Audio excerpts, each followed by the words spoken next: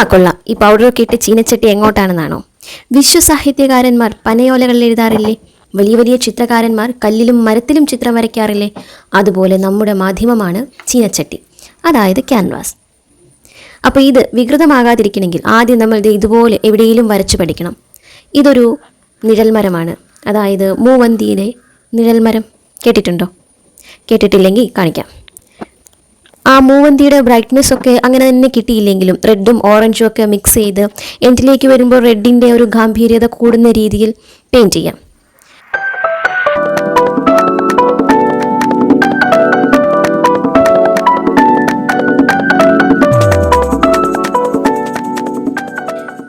പിന്നെയാണ് ഓർത്തത് ഇതിലൊരല്പം യെല്ലോ കൂടി ചേർത്തെങ്കിൽ കുറച്ചും കൂടി ഒരു ബ്രൈറ്റ്നസ് വന്നേനെ. സാരമില്ല, ക്യാൻവാസ് ഇനി ഇഷ്ടം പോലെയുണ്ട്. അടുത്തതിലിറക്കാം.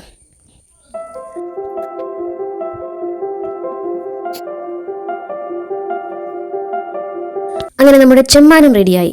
ഇനി നിഴൽ മരങ്ങൾ. ഈ പഴയ ബ്രഷിൻ്റെ വിജൃംഭിച്ച പല്ലുകൾ കൊണ്ട് എൻ്റെ വരയുടെ ആ ഫ്ലോ നന്നായി തടസ്സപ്പെടുന്നുണ്ടായിരുന്നു.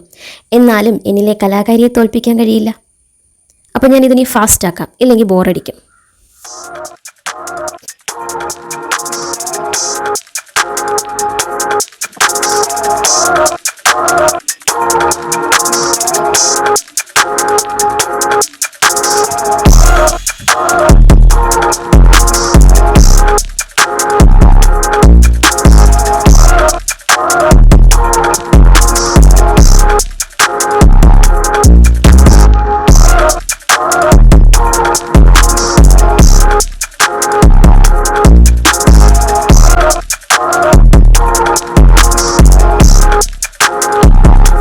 തോന്നിയിട്ടുണ്ട് ഈ കറുത്ത കളർ അധികം ചിത്രകല അറിയില്ലാത്തവരുടെ ഒരു അനുഗ്രഹമാണ്.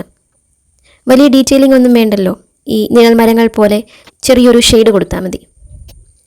ഇത് ശരിയല്ലേ?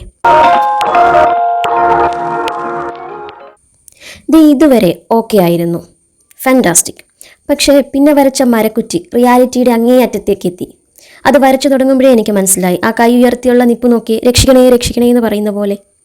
ഏതായാലും ഒരൊറ്റ മരക്കുറ്റി കൊണ്ട് കൊള്ളാം എന്നെനിക്ക് തോന്നിയ പിക്ചർ ഇതെന്തോന്ന് കൊള്ളില്ലല്ലോ എന്ന അവസ്ഥയിലേക്ക് ചിന്തിക്കേണ്ട അത്രയും എത്തി.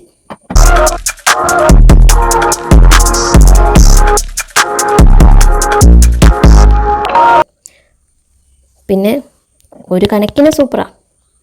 വേരുകളൊക്കെ കുറച്ച് കൂടിപ്പോയി, പിന്നെ നീട്ടവും കുറഞ്ഞു പോയെന്ന് തോന്നുന്നു. പക്ഷേ ആദ്യ ശ്രമമല്ലേ, അതൊക്കെ ഇങ്ങനെ വരൂ. ഇത്രയൊക്കെ ശ്രമിച്ചില്ലേ? ക്യാൻവാസുകൾ ഇനി ഇഷ്ടം പോലെയുണ്ട്. പിന്നെ ഒരു പ്രത്യേക മുന്നറിയിപ്പ്, ഇത്രയും ക്യാൻവാസുകൾ ഒപ്പിക്കുമ്പോൾ ആദ്യം വീട്ടിലെ പോരാളികളോട് ഒക്കെ അനുവാദം ചോദിക്കണം, ഇല്ലെങ്കിൽ പ്രത്യാഘാതം അതിഭീകരമായിരിക്കും. അപ്പോൾ ഇനി അടുത്ത വീഡിയോയിൽ വേറൊരു പിക്ചറും വേറൊരു ക്യാൻവാസും ഒക്കെ ആയിട്ട് കാണാം.